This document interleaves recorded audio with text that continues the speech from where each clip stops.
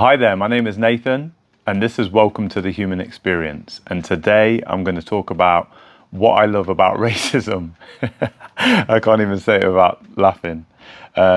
Firstly, you've got to love something about anything in the world, even if it's the worst thing in the world. There's something to like about it, and with racism, it's no different. What I tend to love about it is how stupid it is, how it makes no sense, and how it kind of highlights how irrational normal people can be.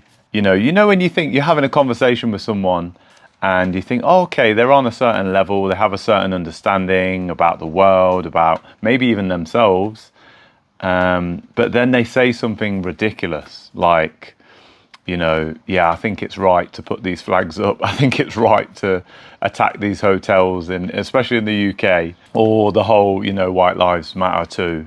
And it's like, me being mixed race, like, I don't always think people clock that, who I'm speaking to, unless they're mixed race themselves, that most people, it's safe to say in my experience, and I've been here quite a few years now, 39 years, assume that I'm just in the category of brown, in the category of either black or brown, basically. I'm fine with that, but I am half white. My mum's from England and my dad is from the Caribbean, from Antigua. That's the reality. Like, I'm literally half and half. And yeah, the reason I say that racism is stupid, makes no sense, is even if I look back to the history of us, in terms of evolution, then the theory goes that we are all Homo sapiens. All the humans on the planet right now are Homo sapiens. We're not Neanderthals. We're not this other kind of prehistoric man. We are all the same. So whether you're Chinese, whether you're South American, whether you're whatever it is, Scandinavian, Nigerian, whatever it is, we're all the same thing, Homo sapien. Even if you don't agree with evolution, then you could go down a different path and say, okay, we're God's creation.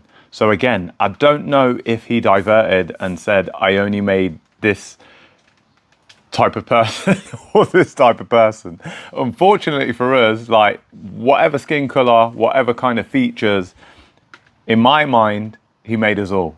And, whatever kind of nationality, whatever kind of background, even if you're good or bad, whatever that means again as a person, or you do horrible things, or you do good things, we're still all from the same place. We're God's creation. So we have to accept that.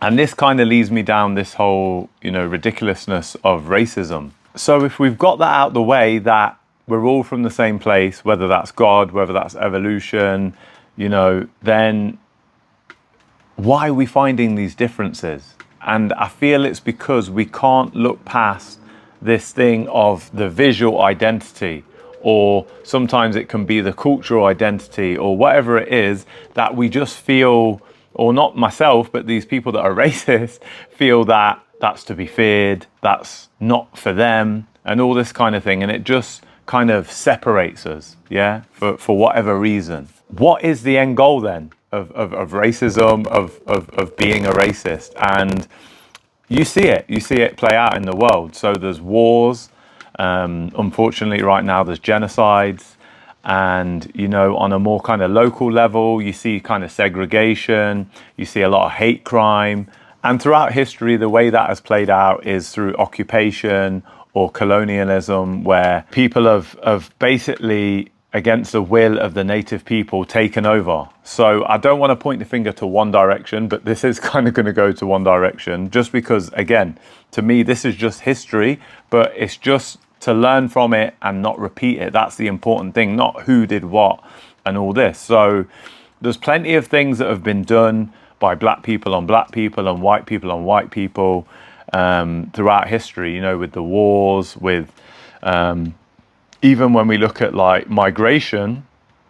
The funny thing is, at the minute, the topic is like, especially say in America, you see Make America Great Again. And it's like, that is indirectly saying like, we only want one kind of nation, is what I see. I just don't get it, because we know, it's not a conspiracy theory, that that land belongs to Native Americans. So anyone else there, whether they're white, whether they're African American, whether they're Mexican, whoever they are, they can't lay claim to America. Like, that is not theirs. Now, I don't even think the Native American people can even have a say now in the main running of a country that they are the natives of. And now these people are coming in, and even them kind of terms of like founding fathers and stuff like that, it's just very disturbing to think that you don't even acknowledge what has happened.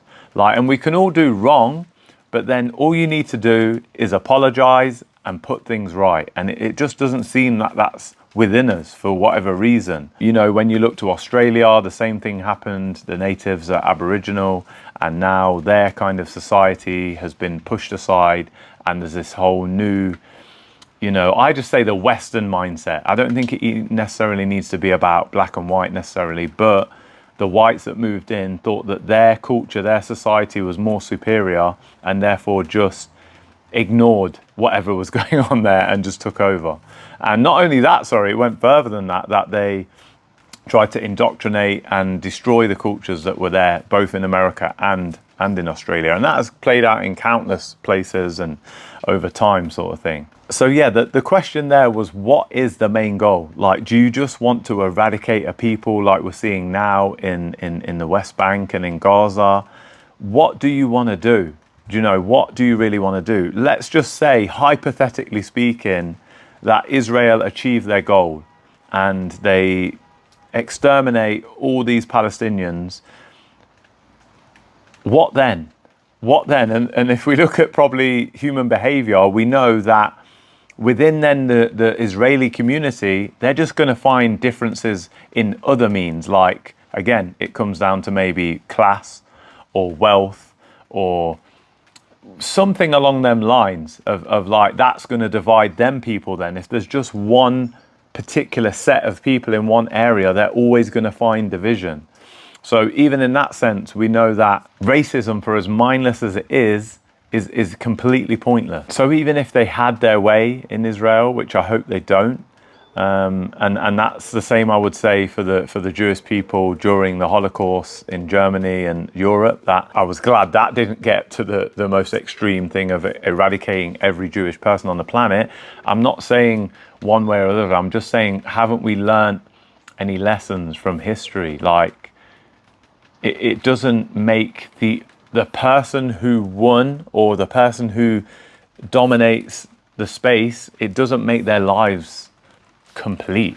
Like, and I think it's the opposite. And that leads me on to the more positive aspects of being diverse and accepting each other. And it's not that we have to get along. It's not that we have to like each other, but it is that we have to tolerate each other. Tolerance plays out in so many places now in society. So in the workplace, I see people getting on from all kinds of backgrounds, all races, all religions, all creeds. In schools, you see kids accepting of each other and mixing. In the community, it's the same thing. Yes, there can be certain levels of segregation, but some people are just banding together for that kind of support system, for that familiarity. It's when it's for exclusion that we need to worry. But if people are just living together because they want a like-minded community together for shared cultured values and things like that, that's fine.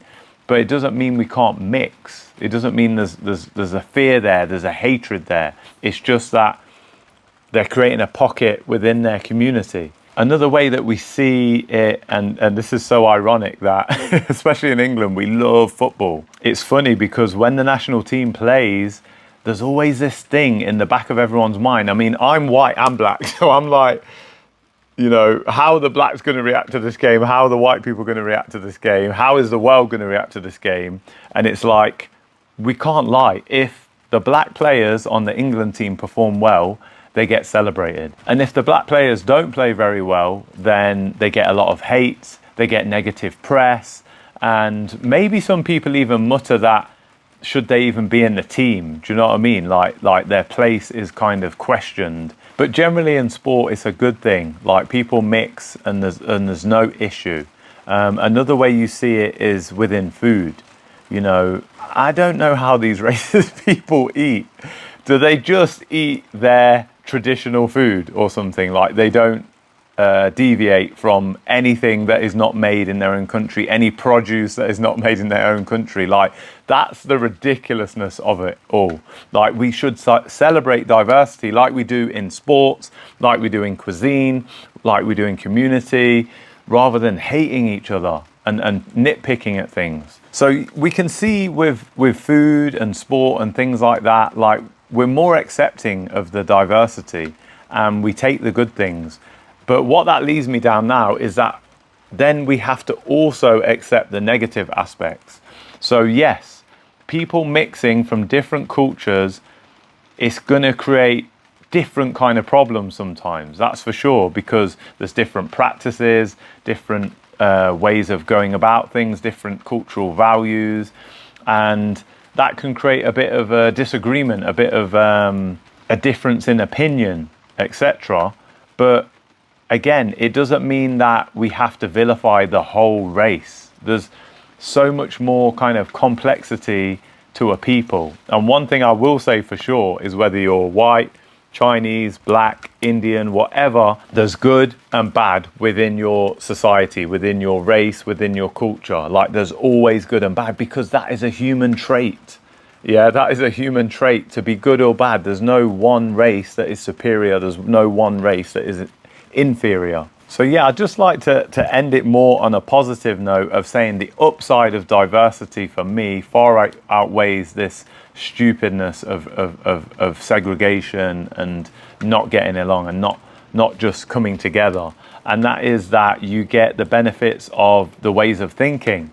You know, knowledge is shared across different cultures, across different races, and you come to different conclusions. So therefore, that's a benefit, yeah, that we can see things from different angles and learn from each other. Also, in doing things, there's no one set way to do things. There's no ultimate right way of doing things. And by, again, like I say, being diverse and mixing and even learning different philosophies from different cultures, even religion, even if you don't believe in someone's religion, you can still look into it and get something from it. I look into all kinds of teachings from Christianity, from Buddhism, from Hinduism, all these kind of places, because there's always a nugget of truth, always something in it that you can look at and give you a whole new perspective on things. The final thing I'd like to say is to all you racists out there, just lighten up, guys and girls. You know, see each other for what we are, as people. Like I say, all the same, all got the same wants, all got the same fears, and all want to have a good life at the end of the day. And this separation is like, it's not an evolution, it's a devolution of our minds. We can see it doesn't make sense. We can see there's no need for the hate. So why continue it? There's no one who is 100% right, 100% wrong. It just needs to be a coming together. You know, sometimes, yes, there's compromises made, but like, ultimately we should respect each other for our differences, and we should embrace people's differences, because how boring would life be if we all thought one way, if we all acted one way? You know, this is the beauty of the world, of even like the creative space, of the arts, of storytelling, of philosophy. It's that it's giving you all kinds of angles, all kinds of colors of the world.